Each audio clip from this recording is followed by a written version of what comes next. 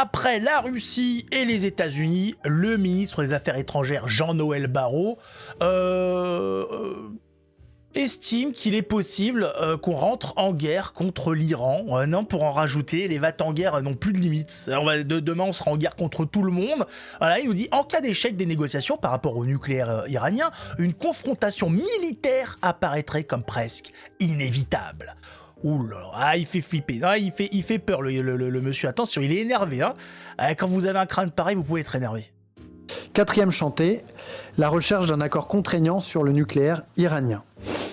Pourquoi ? Eh bien parce que malgré les revers subis ces derniers mois, lourde défaite du Hezbollah au Liban, chute du régime de Bachar al-Assad, attaque aérienne d'Israël contre son territoire, situation économique calamiteuse, l'Iran poursuit un agenda de déstabilisation marqué par la fuite en avant de son programme nucléaire qui atteint des niveaux sans précédent, la poursuite du soutien à des groupes régionaux déstabilisateurs comme les Houthis, le soutien à la guerre russe en Ukraine, avec des drones, des missiles, la politique d'otage d'État dont je parlais tout à l'heure. Oui, nous on fait rien, nous on déstabilise rien. La politique occidentale de ces dernières décennies, ça n'a pas du tout été de déstabiliser des régimes. Rien, non, nous, exemplaires, nous sommes là pour installer la démocratie dans le monde. Hein, la fameuse, celle qu'on vit actuellement. Les gens sont tellement contents de se dire que des pays qui n'ont pas eu cette chance vont pouvoir découvrir ce que c'est d'être gouverné par des Macron. Ah, ils sont là, mais comment on fait ces gens-là pour survivre jusqu'à maintenant sans avoir un président macroniste à la tête de leur pays ? Comment ils ont fait pour vivre, pour survivre ? Ah, on ne sait pas.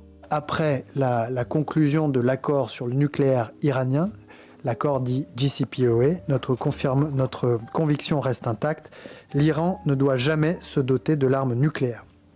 Notre priorité est de parvenir à un accord qui contraigne durablement de façon vérifiable le programme nucléaire iranien. La fenêtre d'opportunité est étroite, nous n'avons que quelques mois avant l'expiration, si je puis dire, de cet accord qui a été trouvé il y a 10 ans, et notamment sous impulsion française. Je veux rendre hommage aux négociateurs de l'époque. En cas d'échec, une confrontation militaire apparaîtrait comme presque inévitable, ce qui aurait comme coût très élevé de déstabiliser très durement la région.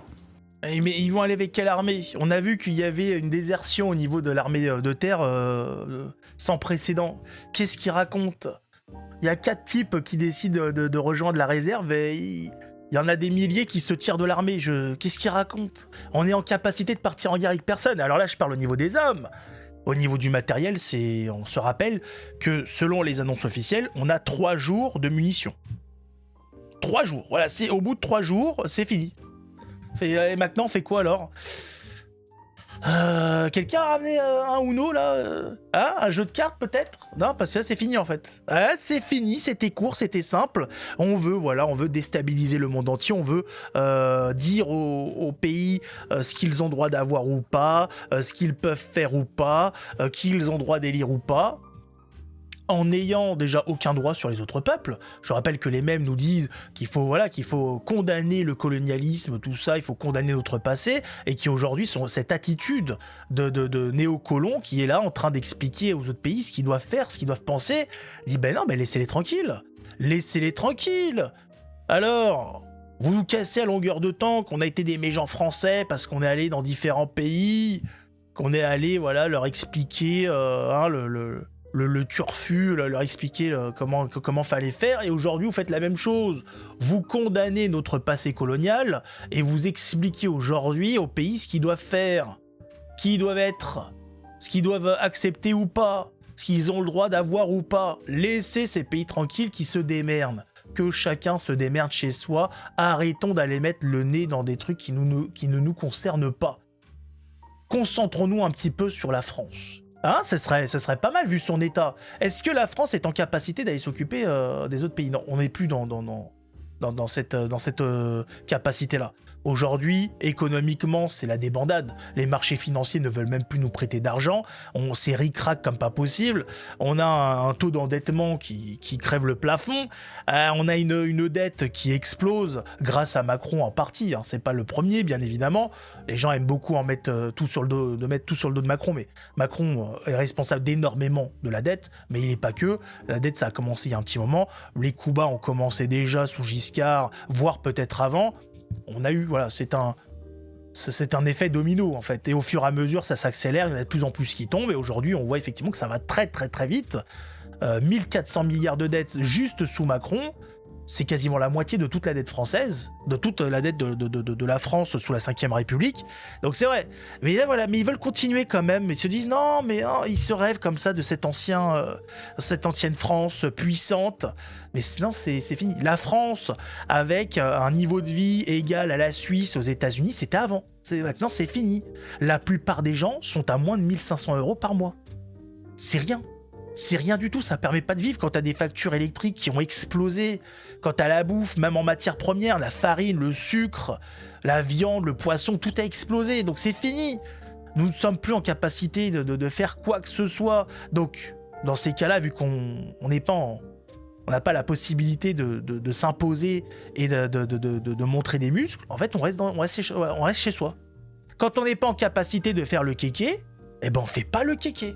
Mais ces gens-là ne le comprennent pas. C'est pas qu'ils veulent pas le comprendre. Ils ont un agenda et quoi qu'il arrive, il faut avancer. Alors, il faut avancer, quitte à ce que ça marche pas, c'est pas grave, on fonce dans le mur. C'est le principe de la folie, c'est-à-dire ça marche pas, on continue. Ça continue de pas marcher, on continue. Malgré des résultats calamiteux, on continue, en espérant que ça mène à un autre résultat. Et jusqu'à maintenant, on peut, voilà. Tout ce qu'on peut constater, c'est que ça a été que des enchaînements de décisions à la con. Ah, ils sont professionnels là-dedans.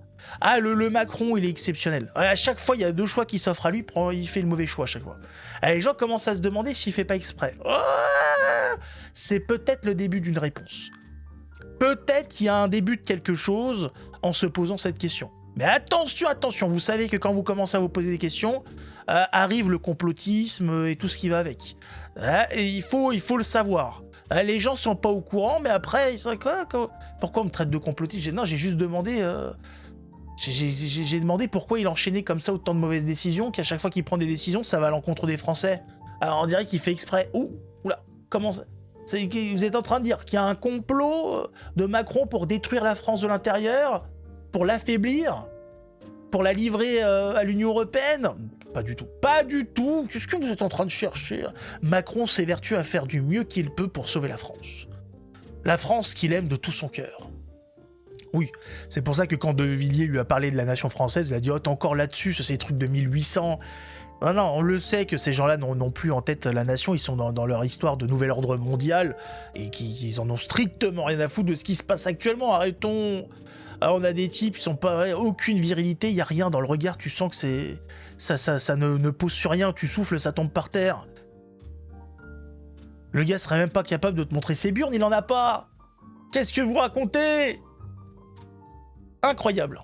Donc, encore une énième menace à l'encontre d'un autre pays. On enchaîne. On doit avoir une armée secrète incroyable pour pouvoir se vanter de partir en guerre contre la Russie, les États-Unis, l'Iran, j'en passe et des meilleurs. Macron, il a une confiance exceptionnelle en... on sait pas en quoi d'ailleurs. On se demande parce qu'il y a rien. Il est spécial.